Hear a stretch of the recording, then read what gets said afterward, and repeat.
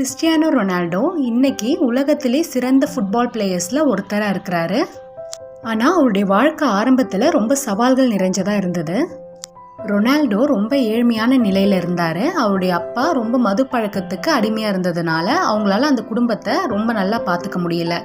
குடும்பத்தை நடத்துறதுல பல சிரமங்களை மேற்கொண்டாங்க. ரொனால்டோ ரொம்ப சின்ன பையனாக இருக்கும்போது இரவு நேரங்களில் சரியாக உணவு கிடைக்காம பசியில் தவிக்கிற நேரங்கள் கூட ஏற்பட்டிருக்கு.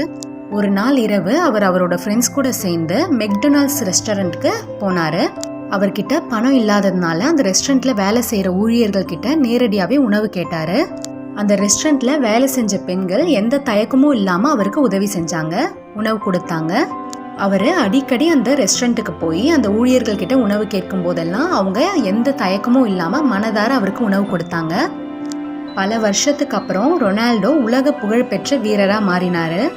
2019 ஒரு இன்டர்வியூவில் அவர் பகிர்ந்த விஷயம், மெக்டொனால்ட்ஸில் வேலை செஞ்ச அந்த பெண்களை தேடி நான் நன்றி சொல்லணும். அவங்க இப்போது எங்கே இருக்காங்கன்னு எனக்கு தெரியல, ஆனால் அவங்களுக்கு நான் மனமார்ந்த நன்றி சொல்ல விரும்புகிறேன் அப்படின்னு சொன்னார். அந்த நேரத்தில் சின்ன ஹெல்ப்பாக இருந்த ஒரு விஷயம் இன்னைக்கு உலக நட்சத்திரமாக மாறி இருக்க ரொனால்டோவுக்கு ஒரு மறக்க முடியாத அனுபவமாக இருக்குது. எவ்வளவு உயர்ந்த இடத்திற்கு சென்றாலும் நமக்கு உதவியவர்களை நாம் மறக்கக்கூடாது. நாம் செய்யும் சிறிய உதவி ஒருவரின் வாழ்க்கையில் பெரிய மாற்றத்தை உருவாக்கலாம்.